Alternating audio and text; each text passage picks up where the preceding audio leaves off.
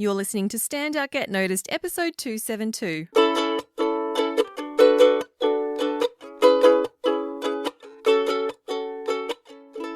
Hi there, Rockstar, and welcome to Stand Out Get Noticed. I'm your host, Christina Canters. I help ambitious professionals and business leaders to build powerful communication skills. You can learn more at thecmethod.com. Now, if you're brand new to this podcast, a massive welcome to you. We release episodes weekly and you have free access to the most recent 20 episodes plus a selection from the back catalogue. All 200 plus episodes are available to members of the C Method Academy, which is our monthly training program and community. And you can learn more about the Academy at thecmethod.com/join. Now, I'm really excited to be sharing this episode with you. It's specifically for you if you are a non-native English speaker. Now, we talk a lot about being able to communicate well in the workplace, and this is challenging enough, right? Even if English is your first language. But what if English is not your native language? I have met many people who have what seems to me to be a very high level of competency with English. You know, we can have a great conversation and I can understand what they're saying, yet they share with me the challenges they experience in the workplace, such as they'll say, I'm afraid I'm going to say the wrong thing, or I'm worried that people won't understand my accent, so I don't speak up at all. Sometimes people say to me, I don't understand the local slang or humour and I feel left out. Other worries are that, you know, their vocabulary isn't good enough or they don't know how to ask for feedback on their English. So if that sounds like you, I want you to settle on the couch with a hot drink or a cold drink if it's hot where you are, or go out for a walk, protecting yourself with a mask and socially distancing, of course, and listen to this episode. Because what you're going to discover is that, yes, you can feel confident in your communication and you can thrive in the workplace as a non-native English speaker.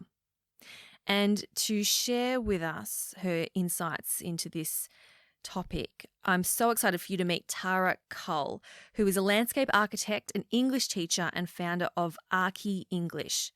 Through her coaching, she helps professionals in the architecture industry to advance their English, unlock their hidden potential, and to build confidence in the workplace. Now, whilst Tara is a native English speaker herself, she's also from Melbourne, like me. She's been living in Montpellier in France for the last 2 years. So she's been learning French from scratch, and she experiences the same challenges with vocabulary, culture, and, not fitting in with the local language. She experiences all of those challenges as well. So she certainly walks her talk. So it was great to hear her experience as well with learning French as a second language. In this conversation, we explore some of the biggest challenges faced by non-native English speakers in the workplace. We talk about how to stop worrying about your accent and how to embrace it as part of your identity. And Tara also shares her top tips for continuing to develop and improve in your English communication. To connect with Tara and for resources mentioned in this episode, make sure you visit the show notes at thecmethod.com/272. That link is also in the description of this podcast in your app. All right, you ready, Rockstar? Let's meet Tara Cull. I know that the people you work with are high-performing professionals. Mm-hmm. I just want to get clear with the listeners. When we say non-native English speakers or English as a second language, what is the level of English that we're referring to? So generally, the people that I work with have a high intermediate level or an advanced level. And I've even been working with people who, for example, have lived in Australia for 10 years, have been learning English for over 15 years, but there are certain things that they want to advance or they feel less confident with. So we're talking about people who already have a very good hold of the English language. So my next question is, if you're already pretty good at English, what are some of the biggest challenges that people face in the workplace? And that's a really good question because you would be surprised how many people, although they have such a high level, they still have these struggles. And very often people a lot of the questions that people have are, how can I be more confident in a meeting? Because I sit there and I really want to say something, but I don't say anything. They feel like if I say something, people are going to criticize me, or they're not going to say the right thing. They're my biggest challenges. It's the feeling like a failure as well, feeling like if I don't say certain things, I'll be a failure. Or very often, if we take the case of Australia, for example, a lot of people come to Australia who have English as a second language, and there's a lot of pressure because, they've got their family there. They have to perform, and they really just don't want to be a failure. So yeah, they're my biggest problems. And funnily enough, the biggest problem's not really to do with the language itself. It's more about how they feel. In your experience, Tara, how many, or what, let's say, what proportion of your clients' challenges actually come from how the way they think, such as their mindset, the way they think about their level of English compared to their actual level of English and competence with the language? On face value, when I speak to people, it seems like they have a very good grasp of the language. And they have very good vocabulary. They have all those sorts of things. So I would say it's the people that come to me, it's 80% how I feel and 20% I need to do this. Because also things like difficulties with vocabulary and difficulties with understanding phrasal verbs, for example, are all things that you can action quite easily, because you can do certain things to be able to improve those aspects. But it's more just the pressure and the feeling of I need to perform. And you're absolutely right, because even myself, when I'm speaking in any occasion, I'm like, oh, I want to make sure I'm saying the right thing. I feel the pressure. It's all the same things. And I think a lot of people who have English as a second language, and I know myself speaking French, is that we just feel as though we need to be better, or we need to perform. But everyone has that same fear. And that's not to take it away from people who have English as a second language, because it is challenging. Absolutely, it's challenging. It's so complex and layered.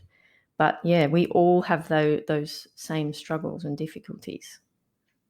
Do you think people feel like they are less than or not good enough because their English isn't on the same level as their colleagues?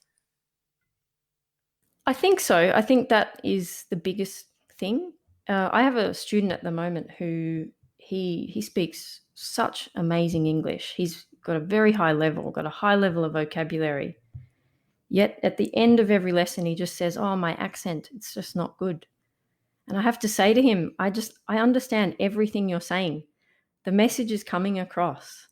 It's okay what you're saying. So yeah, it's a challenge for some people that they can't let go of it. They really can't let go of it.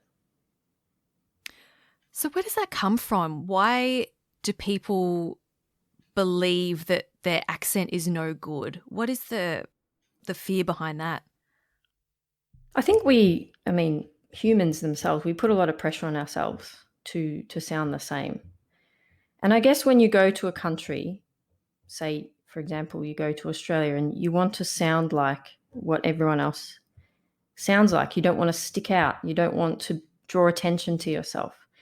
I know myself, when I'm in a conversation with French people, and there's lots of people around the table, if it's my turn to talk or somebody asks me, my heart's racing. I'm thinking, no, stop looking at me. Don't look at me. I don't want anyone to look at me because they're going to judge me. I fear that they're going to judge me. But then all of a sudden I think, what am I doing? I'm telling my students to, it's okay. People are not judging you. But I still have that same response. So I can understand. And at the end of the day, when I've said things in French, yeah, I've made mistakes, but I made a joke the other day in French, actually. It was really exciting because everyone laughed. But then at the end, one of my friends said to me, actually, you said it a little bit wrong, but that doesn't matter. At least you made people laugh. So I think it comes from this idea that we need to be perfect. Sometimes it can be culturally, in the culture that people come from, you have to be perfect. So it can come from lots of different things. But I think really a lot of people see this need to perform as a fear of failure, which is, having experienced it, it's myself, it's like you've got to work through these things, really. So, what have you done, Tara, to help yourself through these challenges with speaking French? For me, the number one thing that's helped is I've had a teacher for the last 2 years. We meet once a week. We speak about things, and I debrief a lot of these situations with her. So I talk about, oh, this person said this, and I didn't really understand what they were saying. Can you explain it? Also, other things that I have done in situations in France is I went to somebody that wasn't my own partner, who was a buddy for me. So in these situations, I either make sure I'm sitting near them, or afterwards I'll say, hey, what did that mean, sort of thing. So I kind of try and buddy up with people so that they can be sitting in a conversation and know that I'm going through this, and offer some form of support or something during that time. That helps. Mm. I know, Tara, that you mentioned when we were having a chat before we hit record, you mentioned that feedback can often be quite difficult for non-native English speakers in terms of receiving feedback or asking for feedback. Can you share a bit about, why that feedback is important and how to go about receiving it? Yeah, absolutely. So yeah, you're right. Feedback is hard and it differs for different people.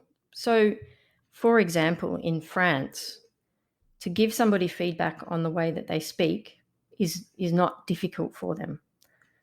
They will just offer corrections and things like that without needing for somebody to ask. But in a place like Australia, we're not necessarily used to just in the middle of a conversation correcting somebody.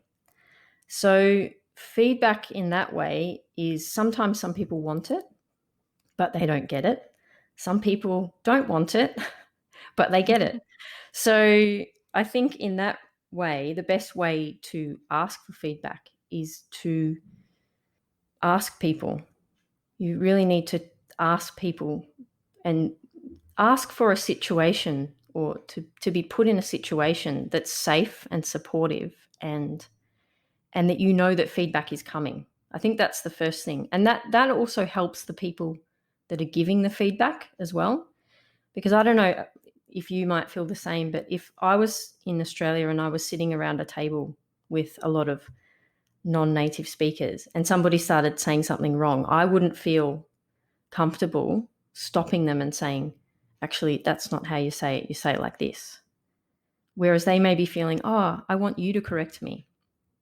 I want you to correct me. So I think it's about, if you want to be corrected or you want feedback, you need to ask for it, because people don't necessarily know that they need to give it to you. Does that answer that question?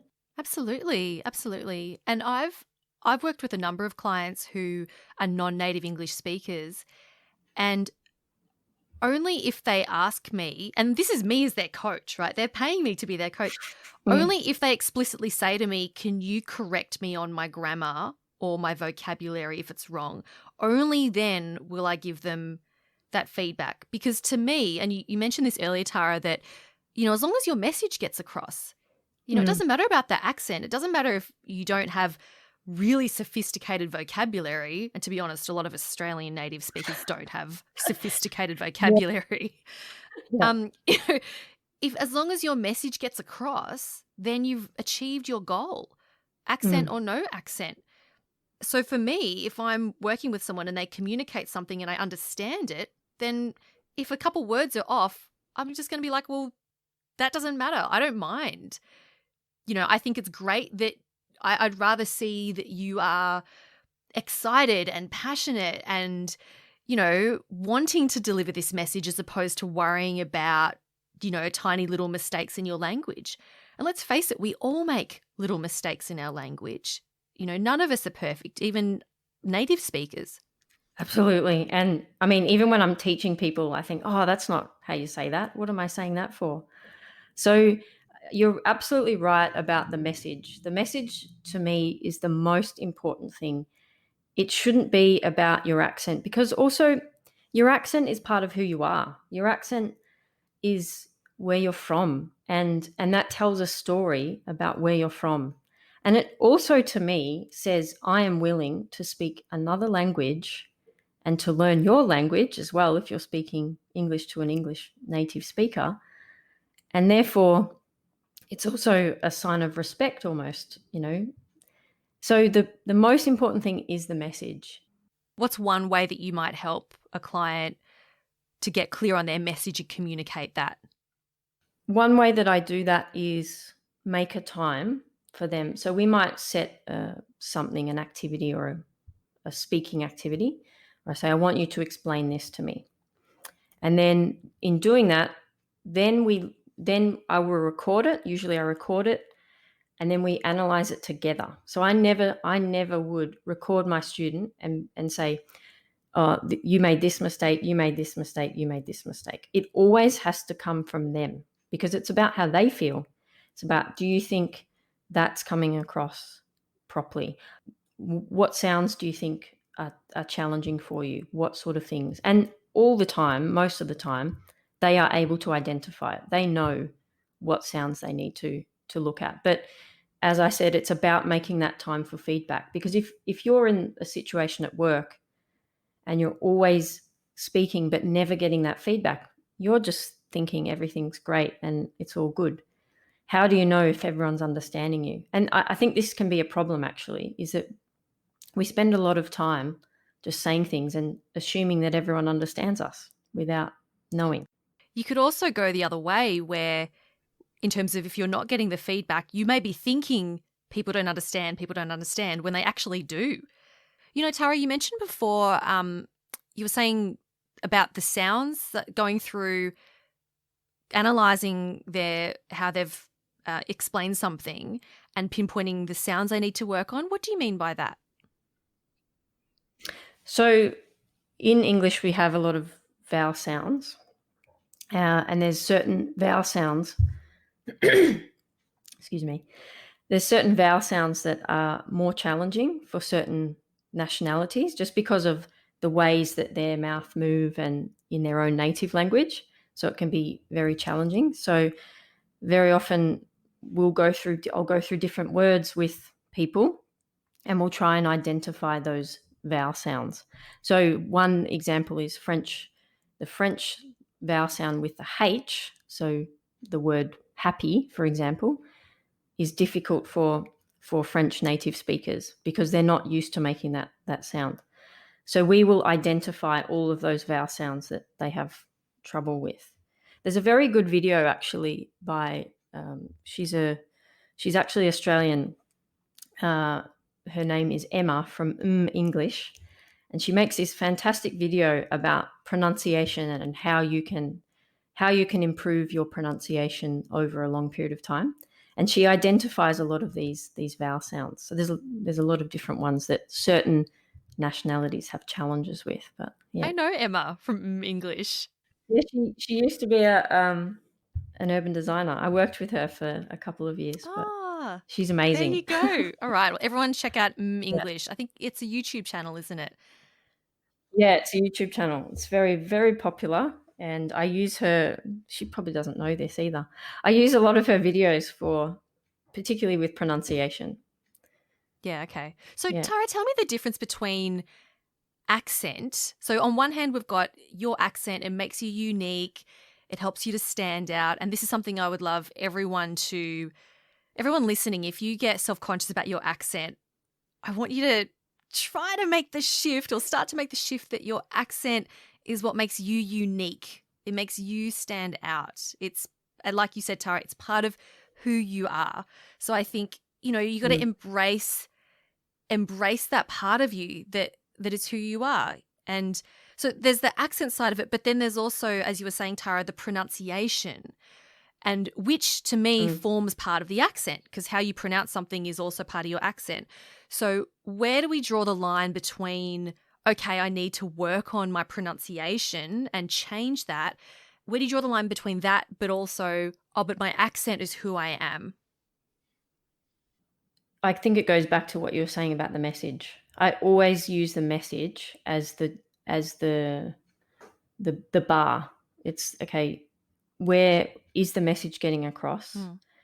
If the message is not getting across, then we need to work on certain sounds.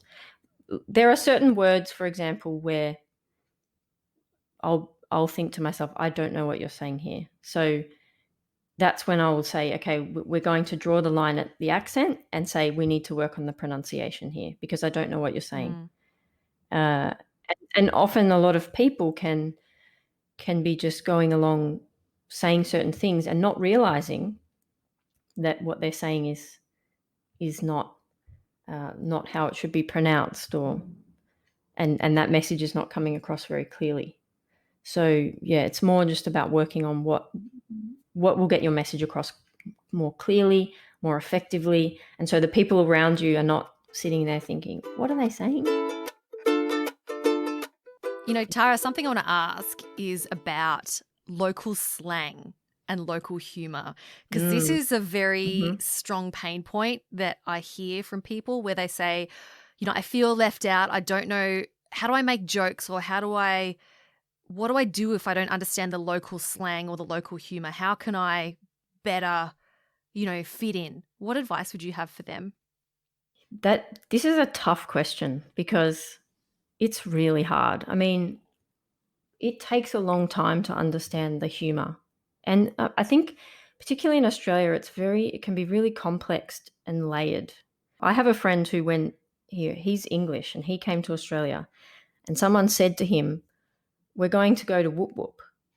And it took him like 5 years to ask, where is Whoop Whoop? What are you talking about? So, so he thought it existed, and he speaks English. So don't feel bad about not understanding things like that. So that would be the first thing, is that it does take time, but you really have to notice these things. You know, being able to say a joke. I think also it goes down to mindset. So when I said this joke the other day in French, I just was sitting there for about 20 minutes saying, I'm going to say it. I'm going to say it. I'm going to say it.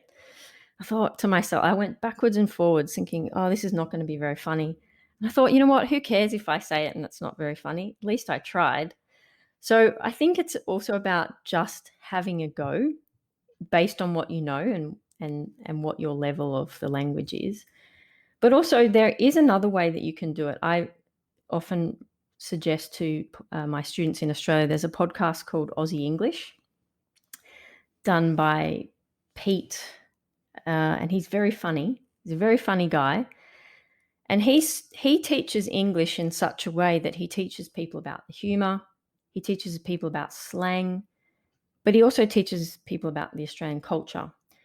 And so I really love what he does in that he's not only teaching people the language, but he understands that actually such a big part of learning a language is the culture and the humour and the slang. So I always recommend, wherever you're going, whichever country you're living in, to try and find something that they teach you, both the language and the culture and the slang. And get things like, in Australia, there's lots of Aussie slang books and things like that. They're good, you know, coffee table books, I think. So, and I would say you're not alone. It takes such a long time to understand humour and things like that. Even people that have been living in the country or grown up in the country can find humour hard sometimes. Oh, there are words, Queenslanders have their own language that I don't understand. My sister's partner, That's true. My sister's partner Bowie is from Queensland, and we were just having a chat one day, and we were talking about thongs, which in Australia are the like flip flops that people in the US would call them. We call them thongs, but in Queensland they call them double pluggers. And Oh my I was like, what? And Bo was like, a double plugger.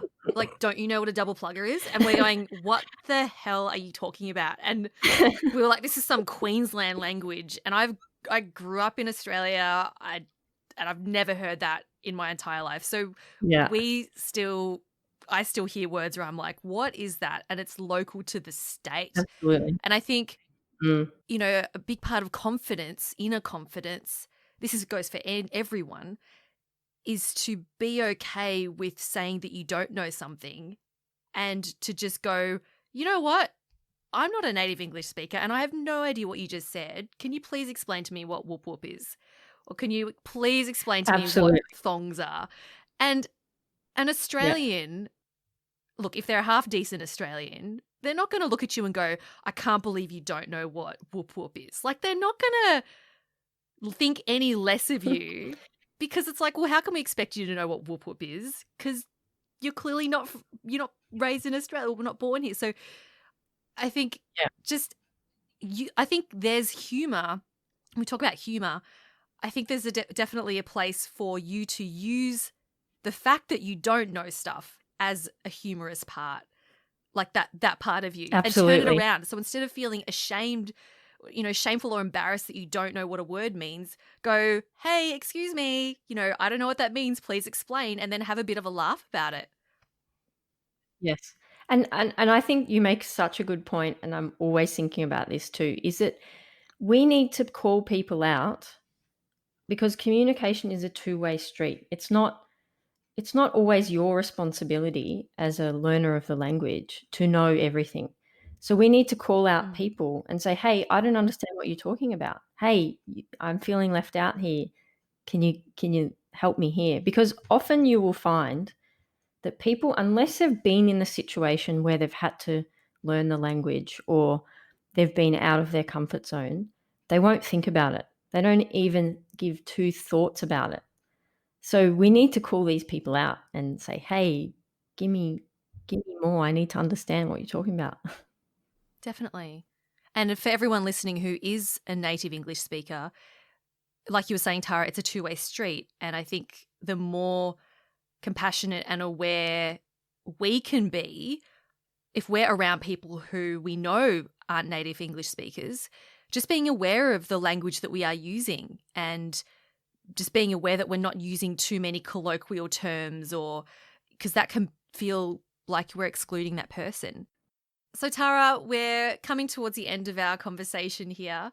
What would be some final words of advice you would have for people listening who are non-native English speakers? What's one or two things they can do to help them in their pursuit of excellence?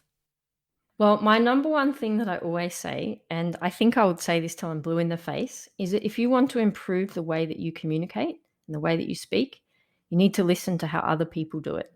So I recommend listening to podcasts all the time because not only podcasts are so good because they can help you with lots of things. If you're listening to a podcast that's kind of in your industry and has to do with your job, you're listening to technical vocabulary. You're listening to how the language is used. You're listening to different accents. You're improving your listening comprehension. You can do things like replicate what people are saying.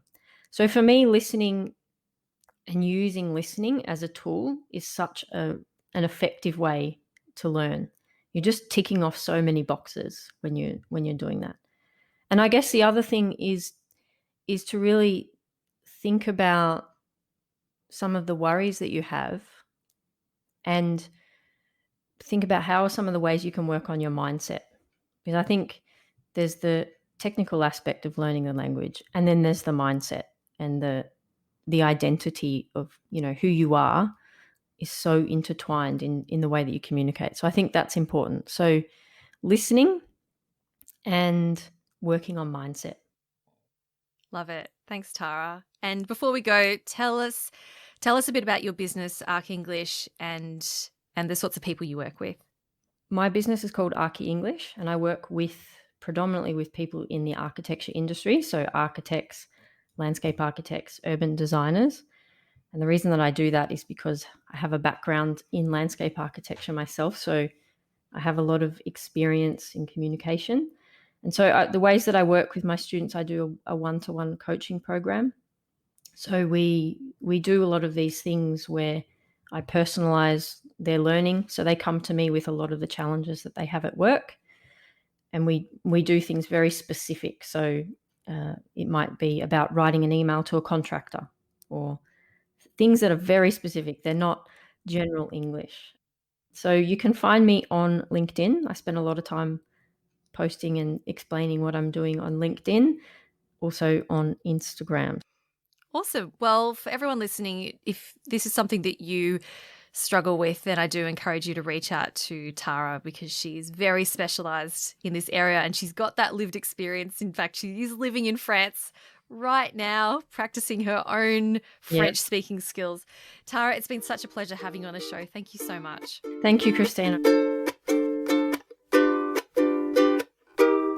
A massive, massive thank you to Tara Cull from Archie English for being such a wonderful guest on the show this week.